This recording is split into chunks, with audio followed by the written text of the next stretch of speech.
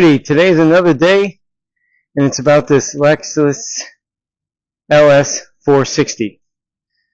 I'm going to make a real short video. This vehicle has minor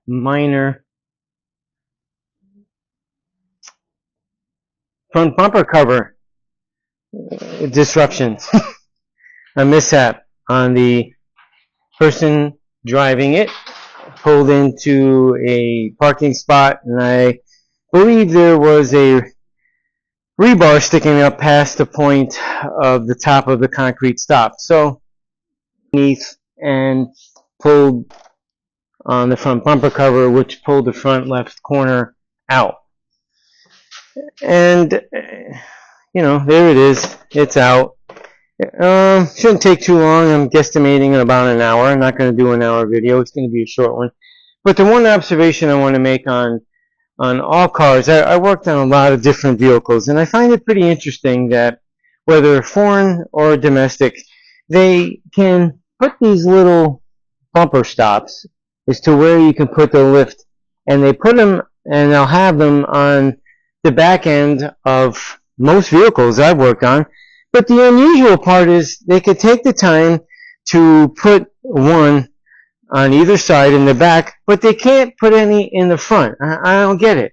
Why don't they do that? Well, a lot of guys will find the pinch wells underneath here or some point, and they'll try to, you know, put it on there. But I go into where the unibody is, and it's hard to see it. It's hard to find it because, you know, the car sits kind of low. And even the domestics. Here we go. Perfect. Here we go on this car up here. It's got the same exact thing on the back end, but nothing on the front. So I made them for these Challengers and Chargers to go on the front and bolt onto the unibody. There's already threads in there. So I made them so that it'd be easy for me to find them for the front. And then I make them for those cars. And I'm not really sure where I'd be able to find where the spot would be on this unibody.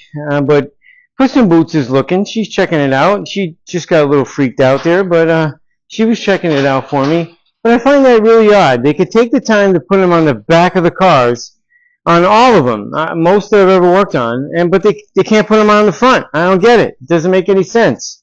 Go figure.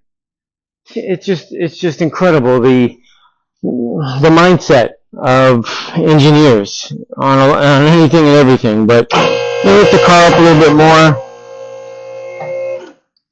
and I'm going to get started on seeing what it's going to take to actually kind of put it together. I'm not going to change the bumper cover. There are clips that are broken, as we can see here. It's missing, and the washer fluid that comes out here in the front to squirt the headlight covers, that hose came off, but the other day I pushed it back on, and I'm glad that's all it was.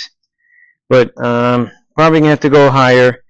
I'm going to probably have to take the front wheel off so that I can get behind the inner plastic cover here and see how I can fasten this the best way without taking too much time, or we're not replacing it. But that's the goal here. And I might even do a little touch up here. I believe I do have this color. I actually put it on the 57. I don't know if the tint is the same, but we'll see. I'm not saying I'm definitely going to, but I want to see what's happening. And she's back. She's going to help me again. She wants to help. She's got her tail up. She's pointing to the issue. But she's all good. So I'm going to put you on the stand, and once I get this thing opened up some, I'll give it a little shot and show you what's going on. So stand by. Okay, I'm back, and what I've discovered is a piece of the bumper cover, as I was saying before, actually snapped off over at this point. And from what I can tell, there's some like sheet metal screws somebody tried to actually do, not so much as a repair, but to kind of keep the other plastic covers from coming down and flopping in the wind or what have you, and so it wouldn't get any worse.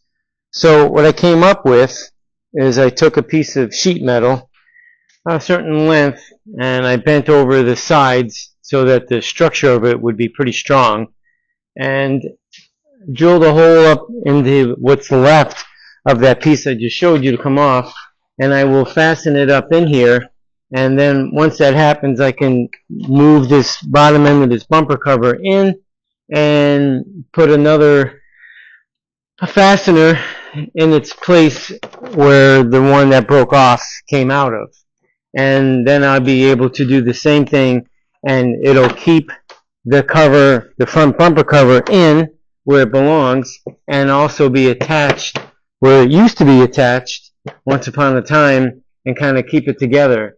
And the same kind of silliness as over here is going on, going more towards, say, the outside corner. So I'm going to kind of try to follow the same rhythm or platform that I'm working on right now. It seems like this has been chewed off based on, you know, hitting the ground and scraping, and so there isn't a lot of material left to really work with. So I might have to do the same thing like I did with this over here in order to get it to reattach and keep it up there and help keep the bumper cover in.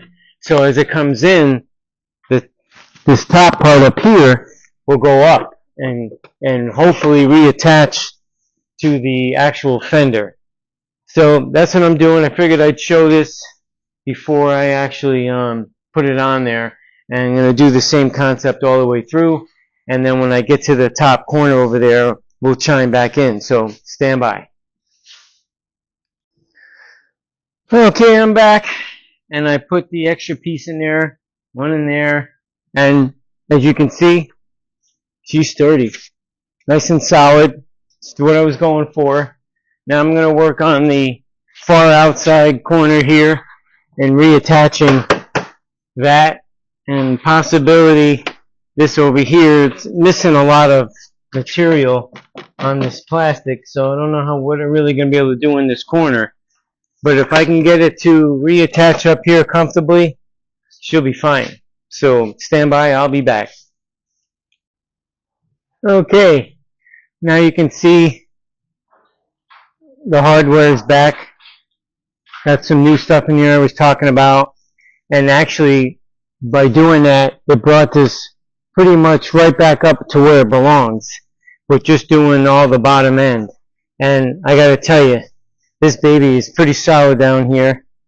So far so good, working from the bottom up. Now I'm gonna lower the car and see if I can put some pieces in here. So far I did not have to take the wheel off, which I'm glad for that. But I'm going to now address up the side and see what I can do about the top piece.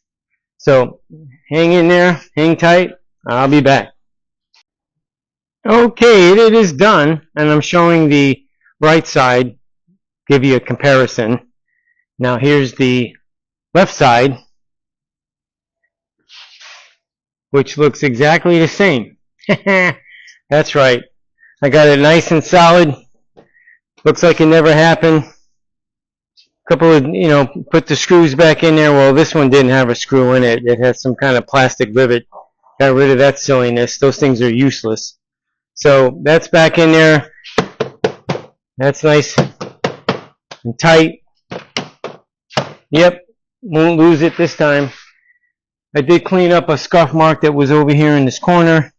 I checked one of the colors I have that I put on my 57, and though it is a Lexus color, but it has different pearl pigments in it. Mine has like a purplish and bluish, where this does not have that in there. So I was going to kind of maybe etch that up a little bit and would probably stand out just as much as the black does. So figured I'd just leave it alone. But all is well. It's done. I'm going to take it off the lift, take it on out of here, and that's going to be the end of the story. So if you all wouldn't mind subscribing, liking, making a comment, I would appreciate it.